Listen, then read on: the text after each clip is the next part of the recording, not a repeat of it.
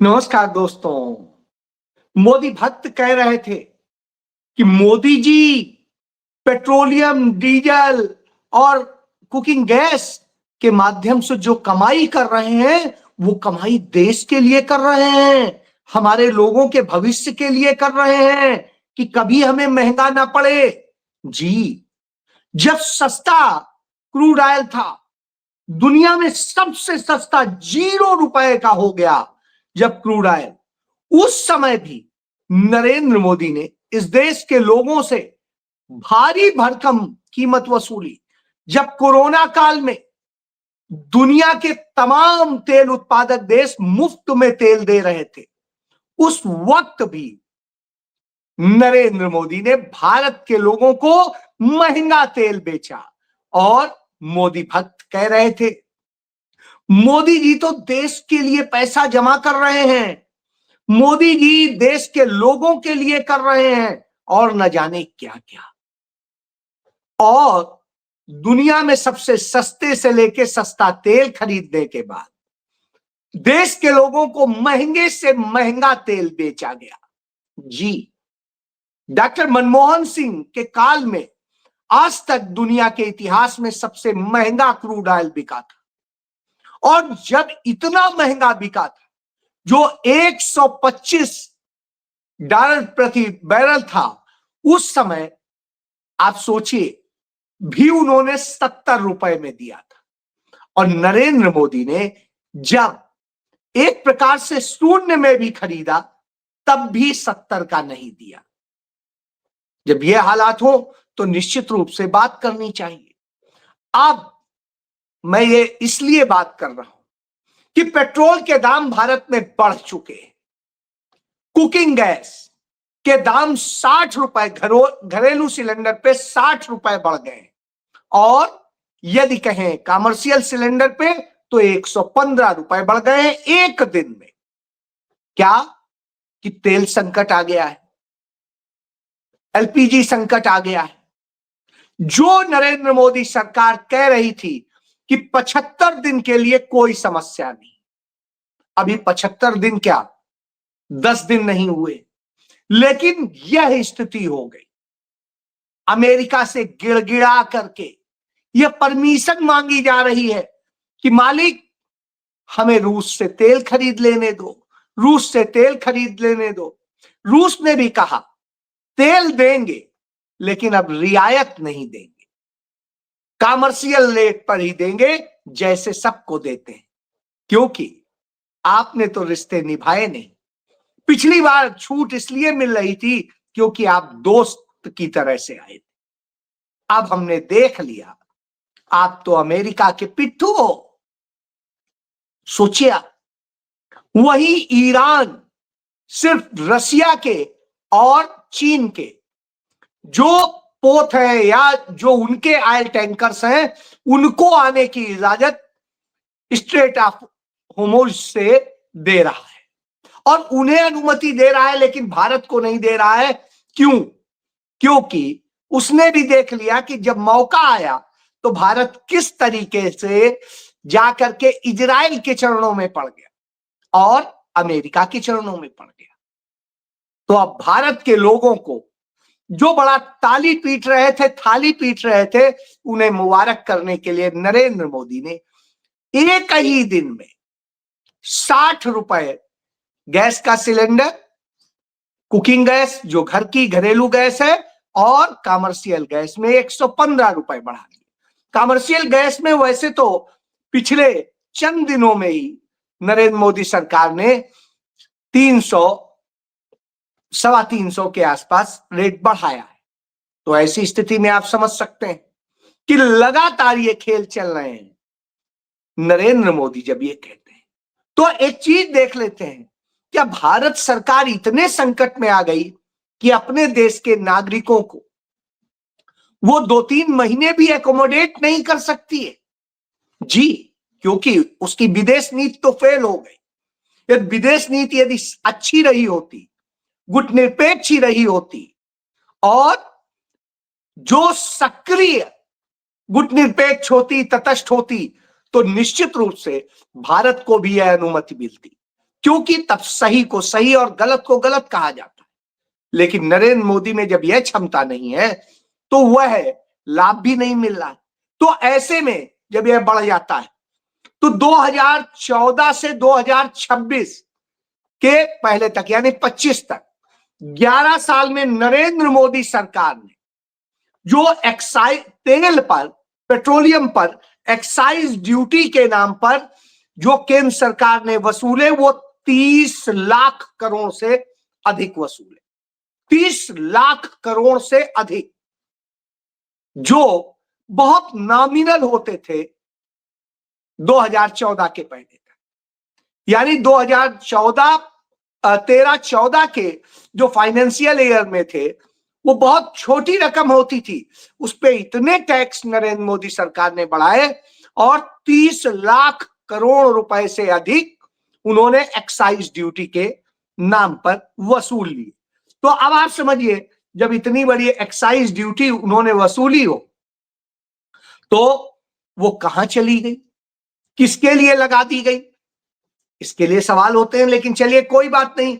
इसके बाद में उन्होंने 2014 से 2025 तक यानी 11 साल में जो इंडियन ऑयल है, ओएनजीसी है, बीपीसीएल है, एचपीसीएल है, ऑयल इंडिया है, जो सरकारी कंपनियां हैं, उनसे 20 लाख करोड़ रुपए का लाभ लिया है। यानी इन कंपनियों ने 20 लाख करोड़ रुपया कमाया। उन्होंने, कंपनियों ने 20 लाख करोड़ कमाया, सरकार ने टैक्स में ले लिया 30 लाख करोड़ रुपया, तो यह हो गया टोटल 50 लाख करोड़ रुपया। अब मतलब एक साल का भारत का जो टोटल बजट है उतना पैसा सिर्फ इन्होंने दे दिया। अब इसके बाद में जब हम इसको निकल जाते हैं तो हम ये देखते हैं कि इस सरकार ने और क्या किया। तो इस सरकार ने इन्हीं कंपनियों से डिविडेंड भी लिया है, और जो डिविडेंड लिया है वो डिविडेंड इन्होंने लिया है हर साल 20,000 करोड़ से लेके 30,000 करोड़ के बीच में। यानी अब आप सोच लीजिए कि औसत में हर साल यदि 20,000 करोड़ ले रहे हैं आप, इसको औसत में 25 जोड़ लीजिए क्योंकि 20 से 30 है, तो 11 साल में कितना हो गया, 2.5 लाख करोड़ तो सीधे सीधे 10 साल में, और उसके बाद में तो मतलब ये 2.25 लाख करोड़ रुपया इन्होंने ले लिया इसमें। तो 2.25 लाख करोड़ रुपया डिविडेंड ले लिया इन कंपनियों से। और इसके बाद अब आप देखिए, इसके बाद में इन्होंने एक लिया सेस के तौर पे।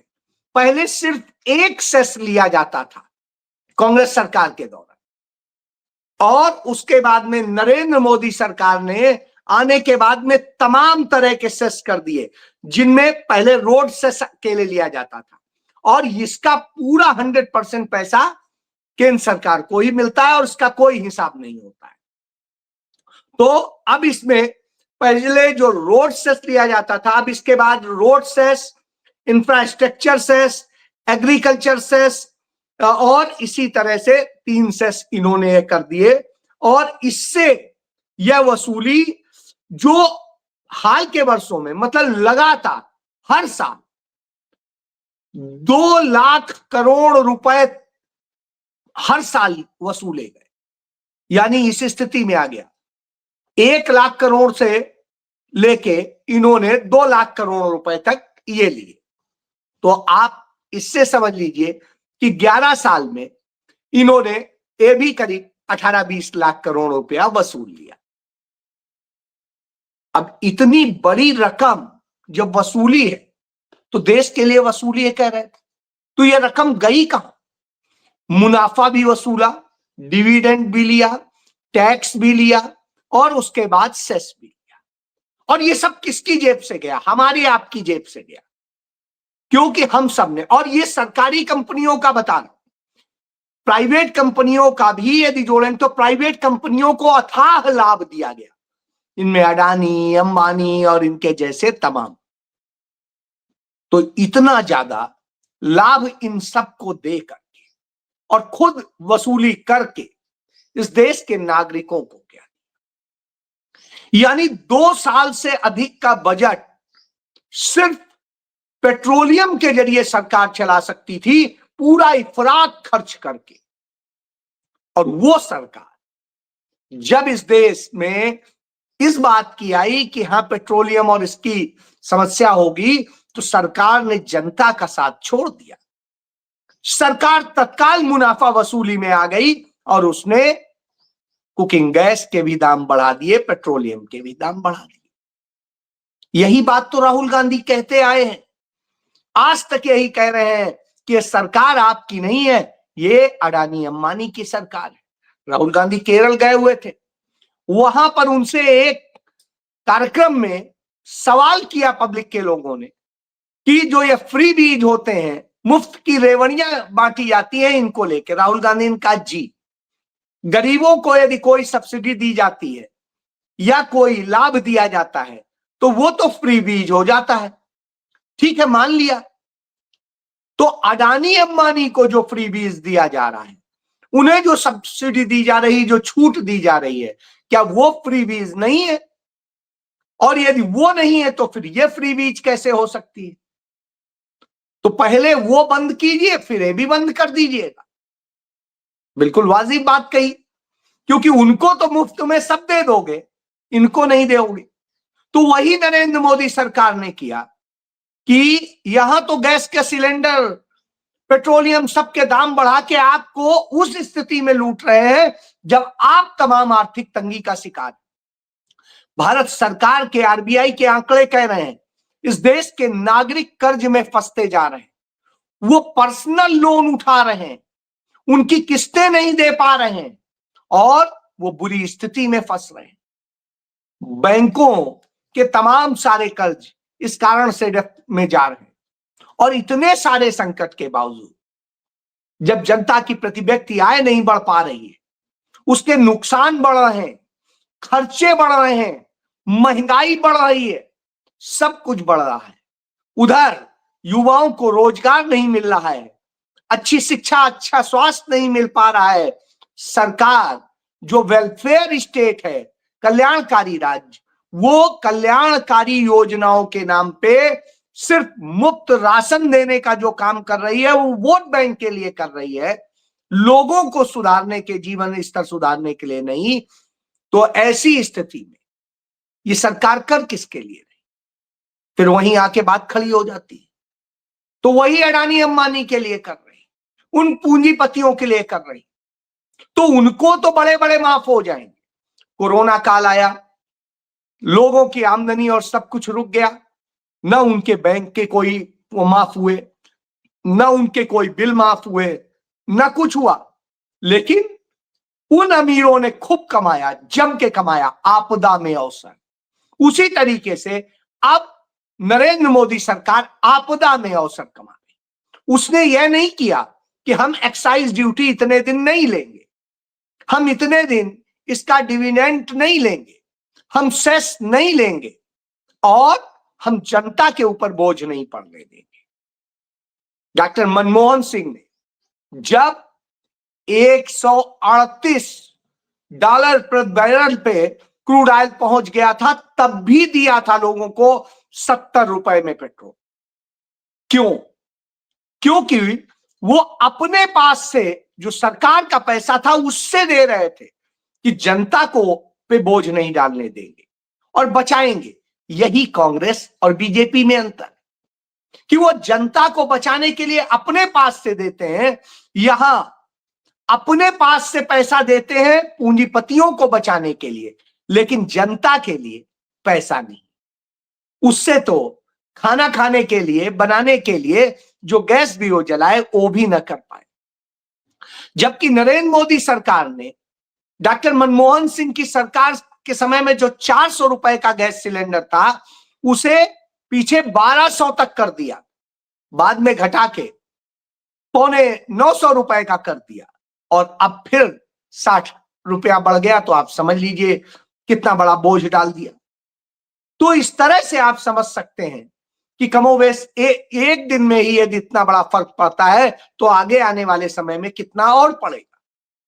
क्योंकि जिस तरीके से ईरान के ऊपर इजराइल और अमेरिका मिलकर अटैक कर रहे हैं और ईरान उसका खड़ के जवाब दे रहा है, तो ये लड़ाई आसानी से रुकती नहीं दिखती है।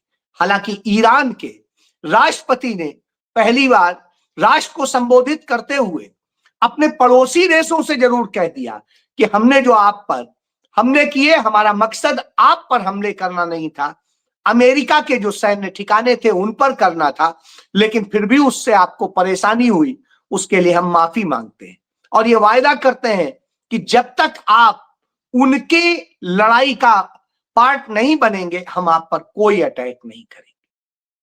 तो इतनी बड़ी बात उन्होंने कही, लेकिन हमारे देश का प्रधानमंत्री किसी बात पर बोलने की हैसियत नहीं रख रहा, इतना डरा हुआ कांप रहा है, कंप्रोमाइज्ड है कि वो अब तक सर्वोच्च धर्मगुरु खामनेई को श्रद्धांजलि नहीं दे सका।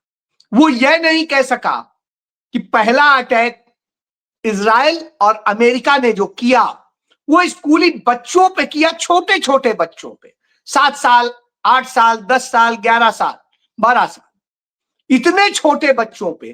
क्या वो आतंकवादी थे? नहीं थे। क्या वो सैनिक थे? नहीं थे। तो उनके ऊपर अटैक करके जो मार डाला वो है। और अब तक इन्होंने अटैक करके 250 से अधिक बच्चों को मार डाला है। इसके पहले भी इस तरह के तमाम घटनाएं इन्होंने की हैं। तो निर्दोष नागरिकों को मार रहे हैं, महिलाओं को मार रहे हैं और बच्चों को मार रहे हैं। तो उसकी निंदा होनी चाहिए थी, लेकिन वह नहीं की। तमाम सारे देश जो अमेरिका के साथ भी खड़े हैं उन्होंने भी इस बात की निंदा की कि यह गलत था, युद्ध जायज नहीं, लेकिन फिर भी उन्होंने अपने समझौतों के आधार पर वो किया। तो कम से कम इतनी रीढ़ तो दिखाई। भारत का प्रधानमंत्री जो नरेंद्र मोदी खुद को 56 इंची बताता था, आज उसकी यह हालत है कि न देश के नागरिकों को कुछ दे पा रहा है, न देश को सम्मान दिला पा रहा है और न ही देश का भला कर पा रहा है।